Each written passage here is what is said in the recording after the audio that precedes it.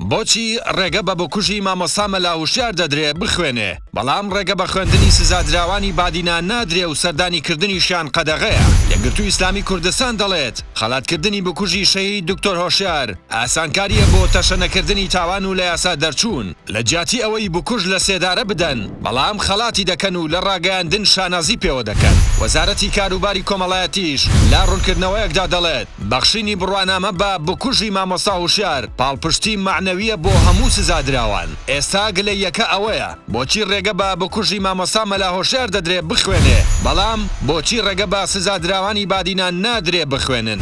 شەوی 22 تشرینی دووەمی ساڵی 2016 مامۆستا هۆشیار ئیسماعیل پێشنوێژ و وتارخوێنی مزگەوتی حاجی عومەر بوندیان لە هەولێر و بەرپرسی ناوەندی زانایانی یەکگرتوو لەو پارێزگایە لە بەردەم ماڵەکەی خۆیدا بە فیشەک بریندار کرا و دواتر لە نەخۆشخانە گیانی لەدەستدا. بکوژ هەڵات نەویسرا بزانرێت کێیە بێدەنگی لێکرا تا ئێستاش هۆکاری کوشتنەکەی دیار نییە. دوجار بە فشار و بەستنی کۆنگرە و ناڕەزایی لە پڕا و دوای چەند ڕۆژێک دوو تۆمەتبار دەستگیر کران. دواتر وەکەوەی بڵێیت دادوەر لە هەردوو ماڵپەڕی ڕسمی پارتی و سایتی وشەی سەر بەو حیزبە کار بکە خێرا و بەپەلە و پێش دادگا لە ڕۆژی 4/5 2017 ئەواڵی سەپاندنی سزای لە سێدارەدانی بەسەر بکوژانی مامۆستا مەلاهوشیار وەکەوەی نەشزانرێ چۆن گیراون.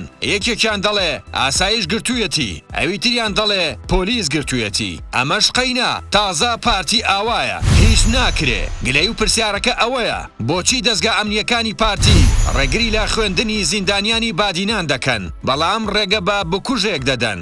سەیرە وەزارەتی کاروباری کۆمەڵایەتی دەڵێت لە ڕوانگەی بڕوامان بە چاکسازی دەرگای خوێندنمان لە هیچ سزادراوێکدا نەخستووە بەڵام باسی ئەو ڕێگریانە ناکا کە حەزبی دەسەڵاتدار لە هەولێر لە بەردەم خوێندنی زیندانیانی بادیناندا دروستی کردووە. خەڵک لە وەزارەتی کار و کاروباری کۆمەڵایەتی دەپرسن ئایا تا ئێستا چەند جار سەردانی زیندانیانی بادینانیان کردووە و لە کێشە و گرفتەکانی پرسیوەتەوە. لە کاتێکدا ماوەی زیاتر لە 20 ڕۆژە مانیان لە خواردن گرتووە و بارودۆخی تەندروستی بەشێکیان لە مەترسیدایە و تووشی چەندین نەخۆشی کوشندە بوونەتەوە.